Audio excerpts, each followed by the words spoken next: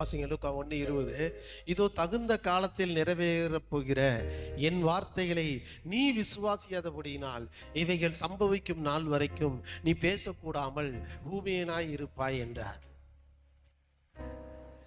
அன்பு தேவனுடைய பிள்ளைகளே, கொஞ்சம் கவனிங்க. இந்த வார்த்தை ஒரு தேவதூதன் வந்து சொல்லுகிறான். யார் இடத்துலன்னா, ஆசாரியனாகிய சகரியா தேவாலயத்துல தூபம் காட்டி கொண்டு இருக்கிறவன். காபிரியேல் தூதன் அந்த சகரியாவுக்கு தோன்றி அவருடைய மனைவி எலிசபெத்துக்கு ஒரு குமாரன், அதாவது யோவான் ஸ்நானகன் பிறப்பார் என்று அறிவிக்கிறார். ஆனால் சகரியா அவருக்கு ரொம்ப வயசாயிடுச்சு, அவர் மனைவி எலிசபெத்துக்கு ரொம்ப ரொம்ப வயசாயிடுச்சு. கற்பப்பை இருக்கானே தெரியல, செத்து போன அந்த சூழ்நிலையில் இருக்கிறதுனால சகரியா அவர் தன்னுடைய முதுமையும் தன்னுடைய மனைவியினுடைய முதிர் வயதையும் நினச்சிக்கிட்டு தேவனுடைய வார்த்தையை சந்தேகிச்சாரு. அந்த சந்தேகத்தின் விளைவு தான், அந்த அவிசுவாசத்தின் விளைவு தான் தேவதூதன் சொன்னா, அது நிறைவேற வரைக்கும் நீ பேசாமல் இருன்னு. இன்னைக்கும் கர்த்தர் உங்களுக்கு சொன்னதை நீங்க விசுவாசித்தாலும் விசுவாசிக்காட்டாலும் அவருடைய காலத்துல நேரத்துல உங்களுக்கு சொன்ன எல்லாவற்றையும் அவர் செய்து முடித்திடுவார். இரண்டு தேவனுடைய பிள்ளைகளே, தேவனுடைய வல்லமை, தேவனுடைய வார்த்தை அது நிச்சயம் உங்க வாழ்க்கையில நடக்கும். இன்னைக்கு தேவனுடைய வார்த்தையை காபிரியேல் மூலமாக தேவன் தன்னுடைய தாசனாகிய சகரியாவுக்கு தேவன் அனுப்பினாரு.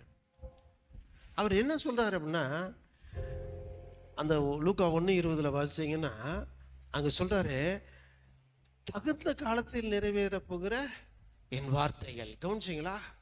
தேவனுடைய வார்த்தைகள்லாம் அந்த நேரத்துக்கு நிறைவேற்றிடுவார் அவரு. நீங்க விசுவாசாலும் சரி விசுவாசிக்கிறேன்னு சரி அவர் நிறைவேற்றுவாரு. அவர் நிறைவேற்றுவதற்காகத்தான் சொல்றாரு. அவர் சொல்லிட்டு மனம் மாறுறவர் கிடையாது, சொல்லிட்டு செய்ய முடியாதுன்னு சொல்றவர் கிடையாது.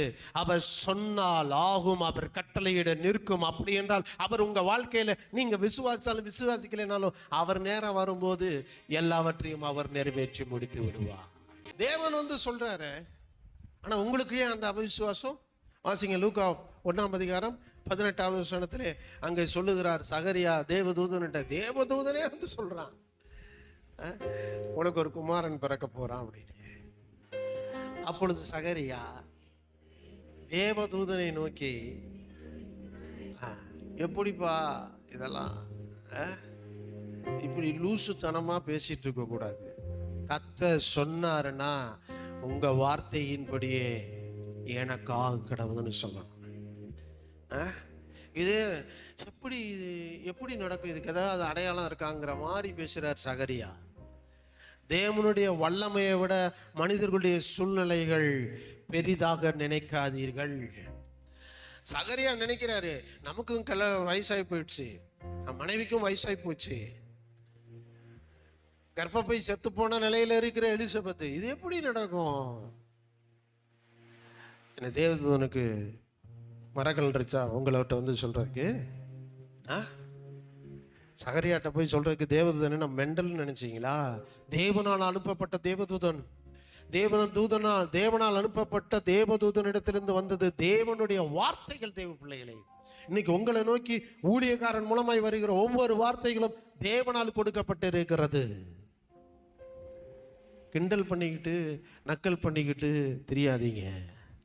தேவன் சொன்னதுதான். அந்த காலத்திலலாம் ராஜாக்கள் சொன்னதுதான், வார்த்தையை மாற்றவே மாட்டாங்க, எதுக்காகவும் மாற்ற மாட்டாங்க. ஆனால் ராஜாக்களை விட மேலானவர், சர்வ வல்லமை படைத்த ஆண்டவராகிய இயேசு கிறிஸ்து, அவர் சொல்ல ஆகும், அவர் கட்டளையிட நிற்கும். இன்னைக்கு உங்களுக்கு தேவன் சொன்ன எல்லா வார்த்தைகளையும் அவர் நிறைவேற்றுவதற்காக அவருடைய காலங்களிலே அவருடைய நேரத்திலே உங்கள் வாழ்க்கையில் எல்லாம் நடப்பதை நீங்கள் பார்ப்பீர்கள். எப்படி என்கிற சந்தேகம் இருந்தால் இன்னைக்கு அதை தொடைத்து எறிந்து விடுங்கள் என்று கர்த்தருடைய ஆவியானவர் சொல்லுகிறார். கர்த்தர் சொன்னதுதாங்க, அவர் ஒரு நாள் மாற்ற மாட்டார்.